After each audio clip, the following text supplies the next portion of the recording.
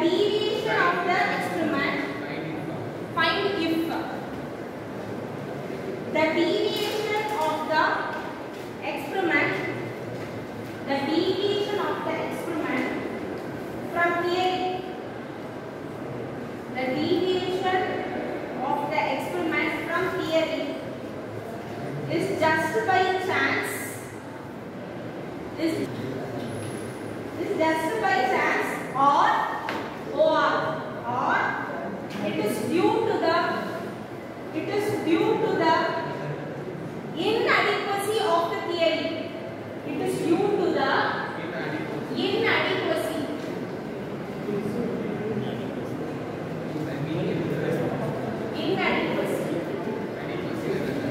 Inadequate சொல்வாங்கல்ல, அதாவது அதாம போகுது. Inadequacy of the theory to fit the observed data,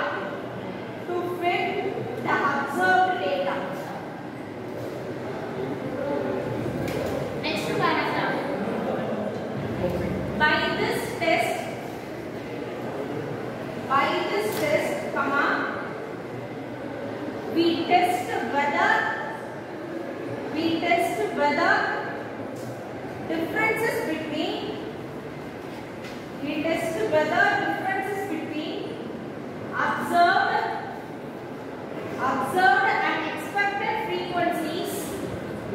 observed and expected frequencies are significant or not. A or B are significant, O or not. Full stop. Next example. Chi-square test. Next. Chi-square test. Next line. Chi-square test statistic. Chi-square test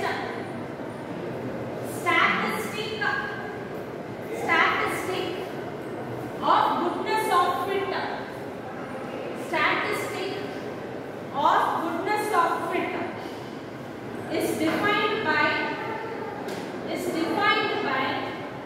application or uses of chi-square distribution. Topic: application or / uses of chi-square distribution. Chi-square distribution. I can put it distribution level. First point, to test the goodness of fit. First point, to test the goodness of fit. The goodness of fit. Second point, to test the independence of attributes. To test the independence of attributes. Third point, to test if the hypothetical value of the population variance is sigma square. To test if the hypothetical value of the population variance is sigma square. Full stop. Fourth point, to test the homogeneity.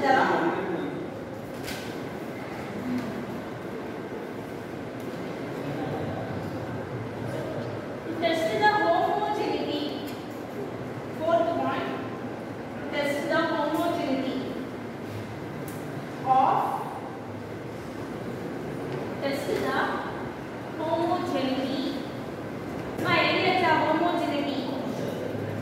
of independent estimates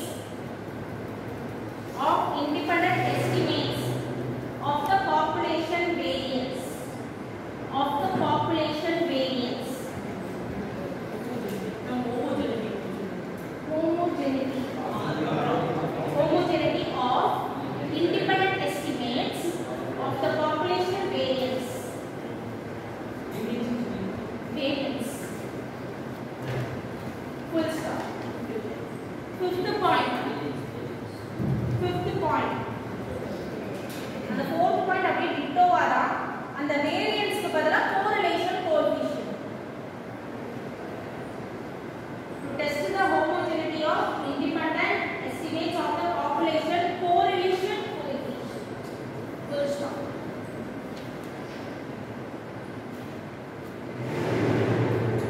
Okay, next topic.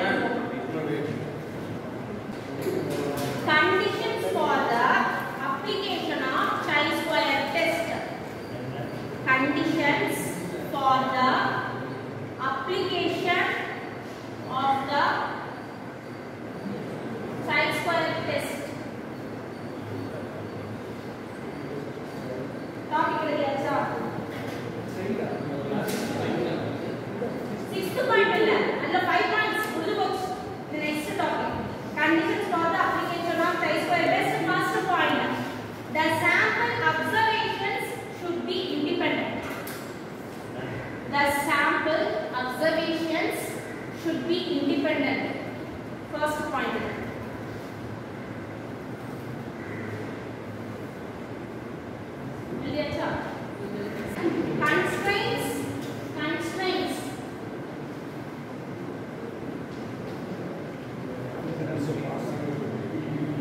Constraints on the cell frequencies.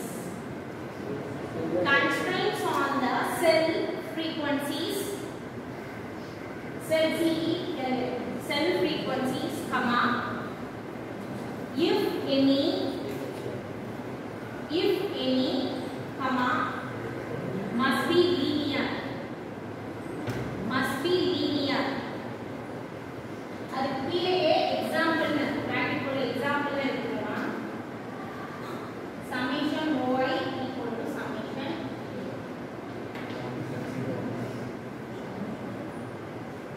constraints on the cell frequencies, comma, if any must be linear, full stop. அதுக்கப்புறம் example.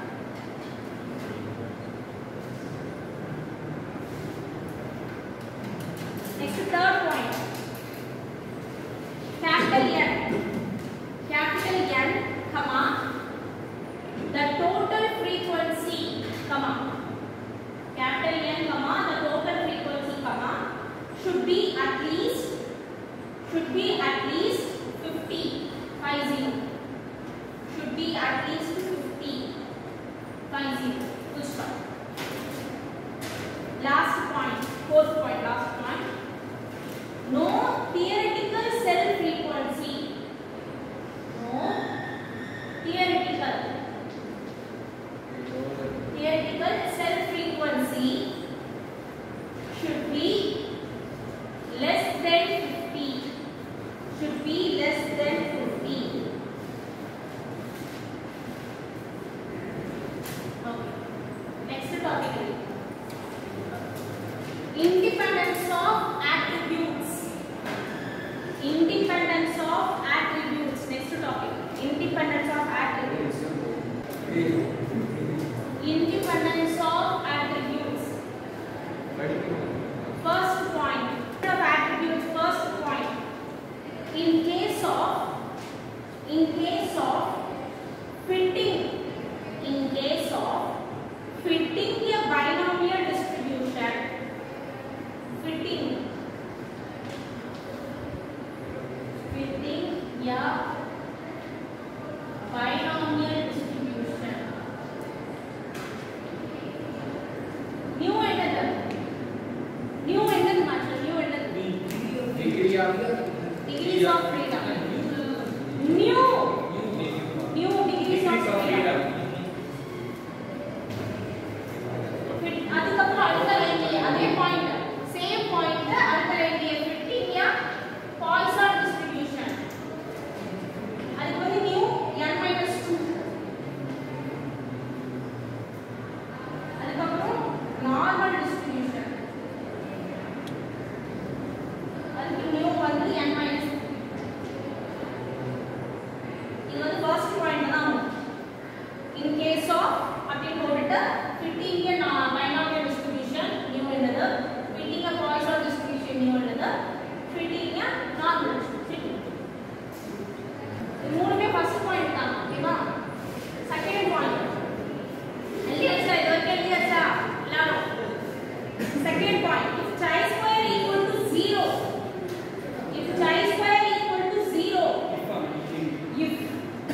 chi square equal to 0, comma, all observed frequencies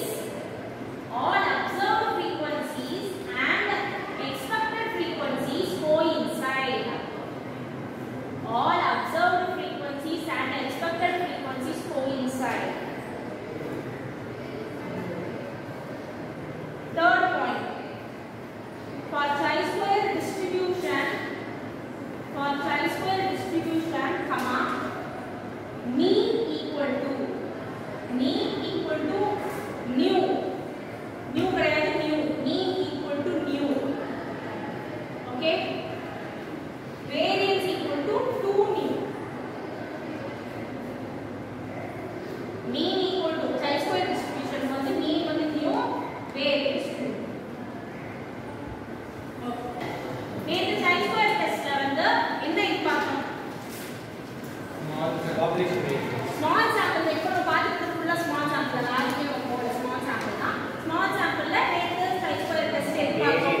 population variance பார்த்தோம். ஓகேவா? Population வேரியன்ஸ்னா அவங்க வேரியன்ஸ்ல standard deviation கொடுக்குறாங்க, நம்ம அதை use பண்ணி test பண்ணணும். சரியா? இப்போ இந்த செகண்ட் டெஸ்ட் என்னன்னா இது chi-square டெஸ்ட் தான் for goodness of fit. Goodness of fit அப்படினா how good you can fit the theory into reality. நான் என்ன சொன்னேன்? நமக்கு two types of values இருக்கு. ஒன்னு theoretical values, இன்னொன்னு reality values. Listen carefully ma. chi-square test நேத்து என்ன டெஸ்ட் பார்த்தோம்?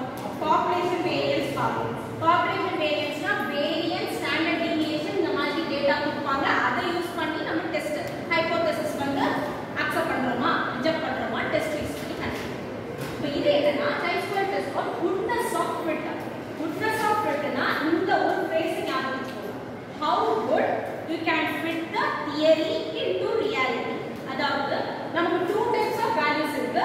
ஒன்னு theoretical values, அதாவது நம்ம எக்ஸ்பெக்ட் பண்ற values. இது சொன்னல ஐ கலர் வச்சு blue, black, brown, ஓகேவா? இப்போ 10 million people அப்படினா நான் ஈக்குவல் டிஸ்ட்ரிபியூஷனா நான் எக்ஸ்பெக்டட் frequency கொடுத்தேன், theoretical values கொடுத்தேன். பட் ரியாலிட்டி என்ன வேற தானே இருந்தது?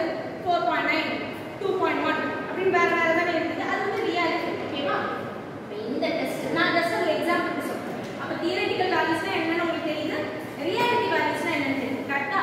இப்போ இந்த டெஸ்டை குட்னஸ் ஆஃப் ஃபிட் அப்படினா உனக்கு தியரிக்கும் அந்த ரியாலிட்டிக்கும் அந்த அளவுக்கு டிஃபரன்ஸ் இல்ல, நம்ம எக்ஸ்பெக்ட் பண்ண மாதிரி தான் வந்திருக்கு, ஓரளவுக்கு ஃபிட் ஆகுது அப்படினு சொல்றது தான் குட்னஸ் ஆஃப் ஃபிட். எந்த அளவுக்கு அழகா ஃபிட் ஆகுது, எந்த அளவுக்கு நான் தியரிட்டிக்கல் வேல்யூஸ் எடுத்துக்கேனோ அதே தான் ரியாலிட்டிலயும் நடந்திருக்கு. நான் இப்படி எக்ஸ்பெக்ட் பண்றேன், இந்த வேல்யூஸ் எக்ஸ்பெக்ட் பண்றேன், அதே தான் எனக்கு வந்து ரியாலிட்டி வேல்யூஸ்லயும் கிடைச்சிருக்கு அப்படினு ஃபிட் ஆகுது தெரியுமா? அதுதான் குட்னஸ் ஆஃப் ஃபிட். ஓகே? இப்போ இந்த chi-square டெஸ்ட் பாருங்க. It is a test to find if the deviation, அதாவது ஏதாவது டீவியேஷன் இருக்குன்னா நம்ம தியரிட்டிக்கல் வேல்யூஸ்க்கும் நம்மளுடைய ரியாலிட்டி வேல்யூஸ்க்கும் எவ்வளவு டீவியேஷன் இருக்கா, அப்படி டீவியேஷன் இருக்கிறது வந்து எதனால இருக்குது அதை பத்தி நம்ம ஸ்டடி பண்ணணும். டீவியேஷன் இல்ல, டீவியேஷன் ஓரளவுக்கு தான் இருக்கு. அப்ப அந்த ஓரளவு டீவியேஷன் இருந்தாலும் அது எதனால, எந்த இன்அடிக்வன்சினா பற்றாக்குறை சொல்லுவாங்கல்ல, அதுதான். அப்ப எந்த விஷயத்துல குறையுது, எதனால இந்த டிஃபரன்ஸ் வருது, பை சான்ஸ் வருது, எதனால வருது அப்படின்னு அதை பத்தி ஸ்டடி பண்றது தான் இந்த டெஸ்ட். ஓகேவா? நெக்ஸ்ட் என்னன்னா by this test we test whether differences வந்து இருக்கா இல்லையா, சிக்னிஃபிகண்டா. சிக்னிஃபிகண்ட்னா குறிப்பிடத்தக்கன்றது தான் சிக்னிஃபிகண்ட் சொல்றோம். டிஃபரன்சஸ் வந்து இருக்குதா, அப்ப எவ்வளவு டிஃபரன்ஸ் இருக்கு, இல்ல டிஃபரன்ஸே இல்லையா அப்படிங்கறத நம்ம இந்த டெஸ்ட் பண்ணுவோம். ஓகே? இதுலயும் நம்ம ஒவ்வொரு chi-square என்ன சொல்லுவோம், டெஸ்ட் ஸ்டாட்டிஸ்டிக்னு சொல்லுவோமா, அதுதான் நம்மளோட மெயின் ஃபார்முலா. நம்மளோட calculated chi-square வேல்யூ அதை வச்சு தான் கண்டுபிடிப்போம். ஓகேவா? அப்போ டேபிள் chi-square வேல்யூ எதை வச்சு கண்டுபிடிப்போம்? டேபிள் chi-square வேல்யூ எதை வச்சு கண்டுபிடிப்போம்?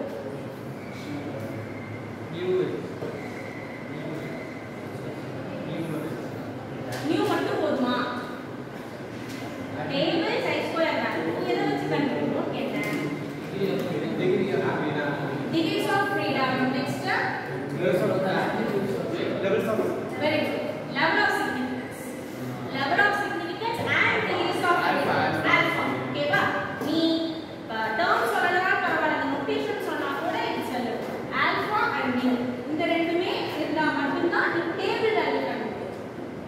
ஓகேவா?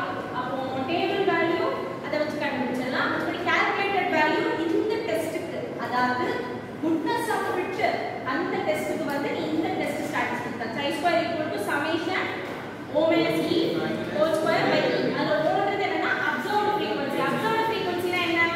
reality. e ன்றது expected frequency. நம்ம theoretical values. ஓகே, frequency னா என்னன்னா number of times ஒரு ஈவென்ட் நடக்கிறதுனா frequency நம்ம ஆல்ரெடி டிஸ்கஸ் பண்ணிருக்கோம். கரெக்ட்டா?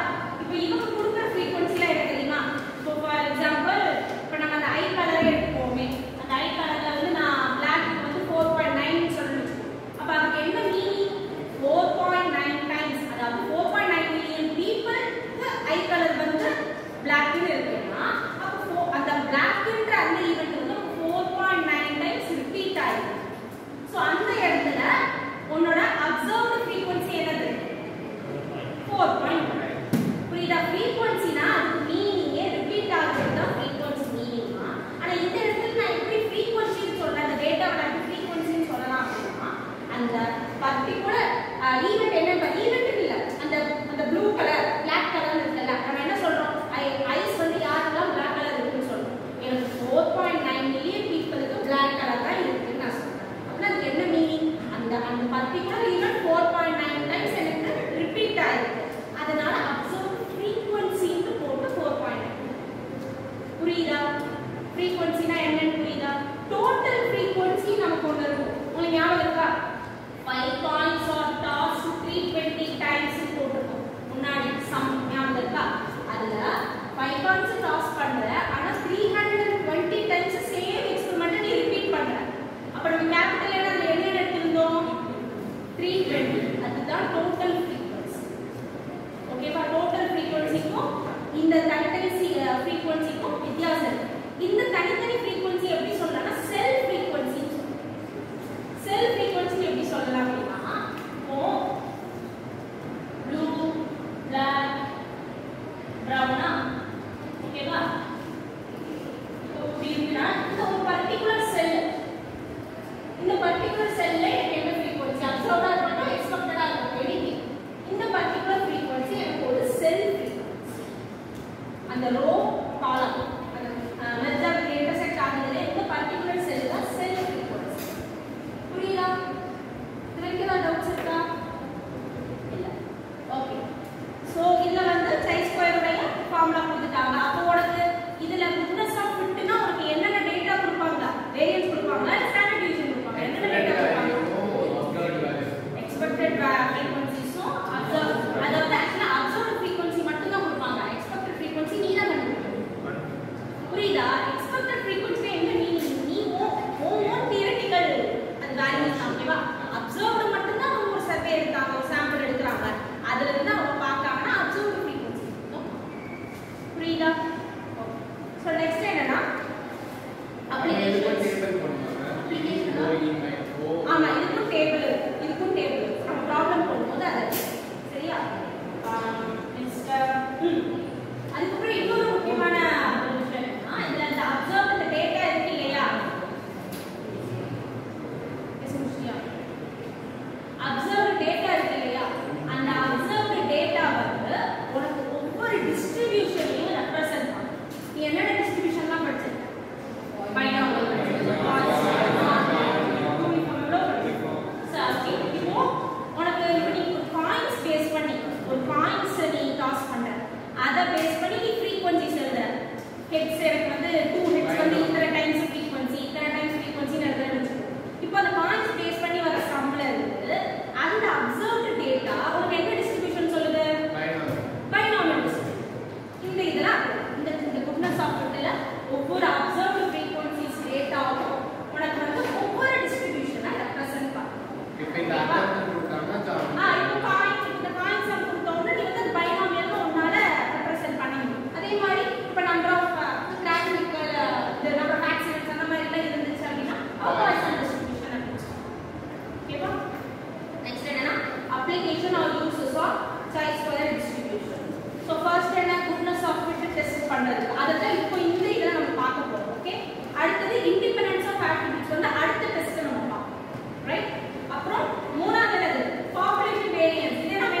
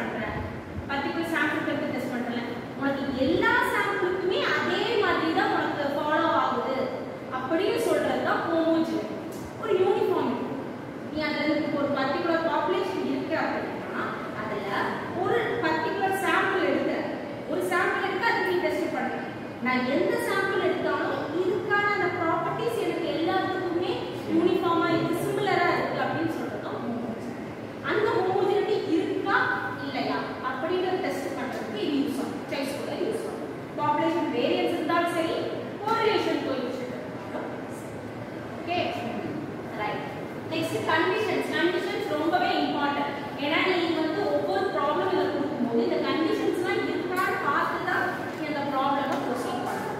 ஃபர்ஸ்ட் என்னன்னா உங்களுடைய அப்சர்வேஷன்ஸ் எல்லாமே இண்டிபெண்டண்டா இருக்கும். உங்களுக்கு ஒரு டிபெண்டன்ட் கிடையாது, இண்டிபெண்டண்டா இருக்கும். அடுத்தது என்னன்னா constraints on the sell frequency if any must be linear. இப்போ செல் ஃப்ரீக்வென்சிக்கு கன்ஸ்ட்ரெயின்ட்ஸ் என்னன்னா conditions. Okay, restrictions on restriction. ஏதோ ஒரு ரெஸ்ட்ரிக்ஷன் நீ ஒரு செல் ஃப்ரீக்வென்சில கொடுத்தேன்னு வச்சுக்கோங்க, அது எல்லா செல் ஃப்ரீக்வென்சிக்கும் நீ கொடுக்கணும். உனக்கு மட்டும் கொடுக்க கூடாது. ஒரு கண்டிஷன் மேபி இஃப் எனி இதுக்கும் கிடையாது, இல்லாம கூட இருக்கலாம் கன்ஸ்ட்ரெயின்ட்ஸ் இருந்துச்சுன்னா suppose if any you should apply to every cell frequency. ஓகேவா? Next capital N total frequency நமக்கு அட்லீஸ்ட் 50 இருக்கணும். Total frequency at least 50 or more than that. Okay? அப்படி இல்லனா அப்ப அதுக்கு ஏத்த மாதிரி நம்ம அப்போ வேற டெஸ்டா இல்ல அதுக்கு ஏத்த நம்ம ஆல்டரேஷன்ஸ் பண்ணலாம். ஓகே? இப்போ the fourth one என்னன்னா theoretical cell frequency வந்து should be less than 5. Actually cell frequency every cell frequency மே உங்களுக்கு வந்து no cell frequency should be less than 5. 5 க்கு மேல இருக்கும், 5 க்கு கீழ இருக்கும். நான் ஃபர்ஸ்ட் சொல்றது total frequency. நான் 4th பாயிண்ட் வந்து cell frequency சொல்றேன். cell frequency என்ன சொன்னா தனித்தனி frequency. அந்த ஒவ்வொரு வேல்யூமே more than 5 தான் இருக்கும். more than 5 இருக்கும். but total frequency னா உங்களுக்கு more than greater than equal to 15 சொன்னேன். இந்த தனித்தனி frequency இருக்குல்ல, இப்போ எனக்கு 2 இருக்குன்னு வெச்சுக்கோங்க. அப்படி இருக்க கூடாது. எனக்கு வந்து greater than equal to 5 தான் இருக்கும். புரியுதா? தனித்தனி frequency. அப்போ அப்படியே அந்த மாதிரி 2 1 இருந்தா அதுக்கு என்ன செய்யலாம்? அது ஒரு ப்ராப்ளம் இருக்கும். நெக்ஸ்ட். ஓகே? கண்டிஷன் இதுதான்.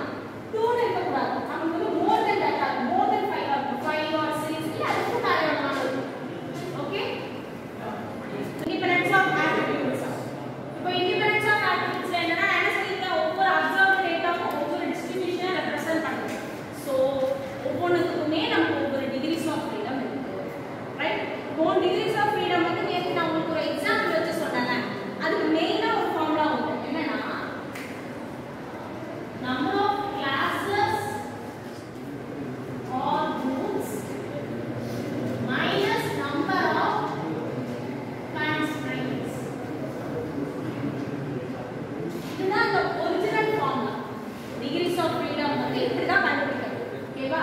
அந்த n மைனஸ் எவ்வளவு constraints அத வந்து நம்ம மைனஸ் பண்ணணும். இப்போ இதுக்கு முன்னாடி நமக்கு n - 1 மட்டும் தான். ஏன்னா அதுக்கு நான் ஒரு எக்ஸாம்பிள் சொல்லி சொன்னேன். அந்த ஒரு இது வந்து எல்லாத்தையும் டிபெண்ட் பண்ணி இருக்கிறதுனால அந்த ஒரு constraint நம்ம எடுத்துட்டு -1 அப்படினு பண்ணோம். இப்போ பைனாமியல் நமக்கு அந்த மாதிரி தான் இருக்கும்.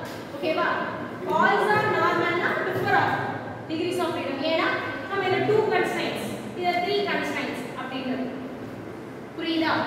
degrees of freedom அக்யூரேட்டா இருக்கும். இது கரெக்ட்டா பார்க்கணும். ரைட்? நெக்ஸ்ட் என்னன்னா செகண்ட் பாயிண்ட் chi ஸ்கொயர் நமக்கு கிடைக்கிற கால்குலேட்டட் வேல்யூ 0. chi ஸ்கொயர் 0 ன்னு வருதுன்னா என்ன மீனிங்? நம்மளுடைய theoretical values observed values coincide equal same. Okay? Third one வந்து மீன் அண்ட் வேரியன்ஸ் கொடுத்துறாங்க. என்ன சொல்லுங்க, chi ஸ்கொயர் வந்து ஒரு டிஸ்ட்ரிபியூஷன் தான். அது ஒரு கண்டினியூஸ் டிஸ்ட்ரிபியூஷன். எல்லா கண்டினியூஸ் டிஸ்ட்ரிபியூஷன் மாதிரி அதுக்கு ப்ராப்பர்ட்டீஸ் இருக்கும். மீன், variance,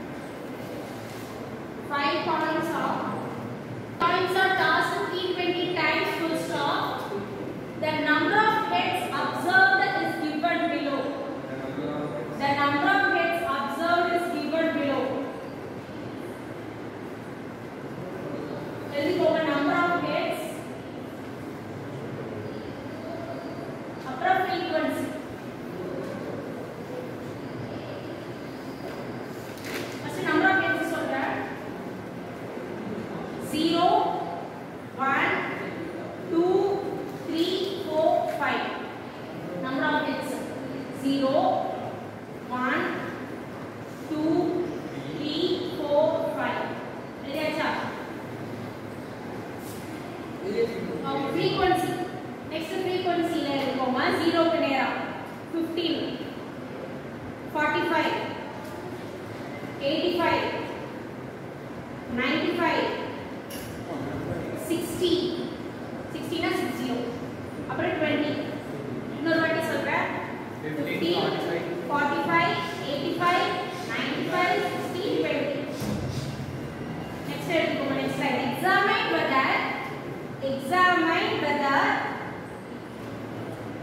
examine whether the coin is unbiased.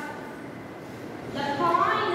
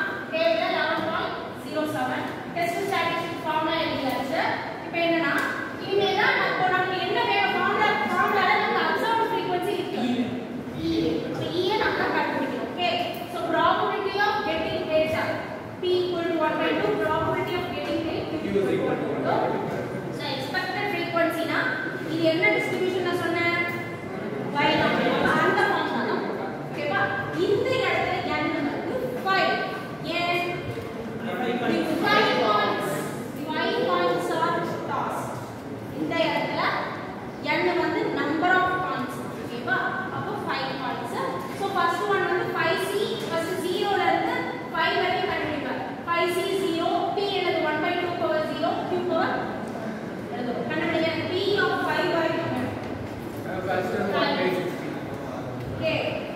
Next, இதுக்கு அப்புறம் என்னன்னா நம்ம நமக்கு வந்து O வந்து summation O என்னது?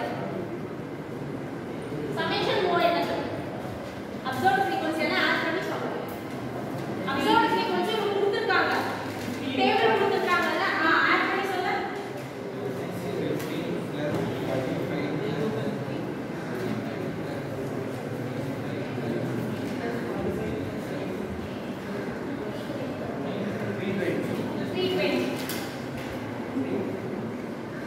320 okay. Next என்னன்னா P of 5 வந்து கண்டுபிடிச்சதுக்கு அப்புறம் என்ன எழுதுனா நமக்கு ஒரு டேபிள் இருக்கு.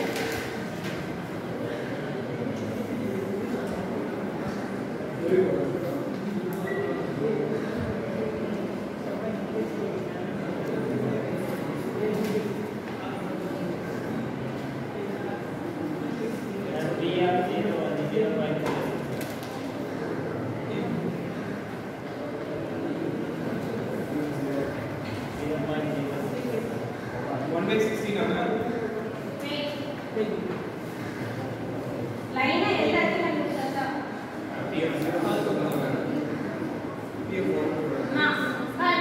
P of x equal to 0 ல இருந்து P of x equal to 5 வரைக்கும் ஃபர்ஸ்ட் கண்டுபிடிச்சிருக்கோம். சரியா? அடுத்து இந்த சமீஷன் ரூ வந்து தேவைன்றதுனால தான் நம்ம ஆட் பண்ணி வச்சிருக்கோம். நெக்ஸ்ட் இந்த டேபிள் போடணும். எதுக்காக இதெல்லாம் செய்யறோம்னா இந்த எக்ஸ்பெக்டட் ஃப்ரீக்வென்சி கண்டுபிடிச்சா மட்டும் தான் நம்ம ப்ரொசீட் பண்ண முடியும் ஃபார்முலால. அதனால சோ நம்பர் ஆஃப் x என்னது 0 ல இருந்து 5 வரைக்கும் 0 1 2 3 4 5. அதுக்கு அப்புறம் அப்சர்வ்ட் ஃப்ரீக்வென்சி ஒரு டேபிள்ல கொடுத்துட்டாங்க. ஆட்டோமேட்டிக்கா கொடுத்துட்டாங்கல 0 இது வந்து क्वेश्चन நாம क्वेश्चन அப்படியே எழுத போறீங்க இதுல. அடுத்து இந்த P of x இப்ப கண்டுபிடிச்சல P of 0, P of 1, P of 2 எல்லாமே வரிசையா P of 5 வரைக்கும் எழுதுறோம். அடுத்து expected frequency formula. Expected frequency formula என்னன்னா summation O into P of xi. Summation O into P of xi. அப்போ ஒவ்வொரு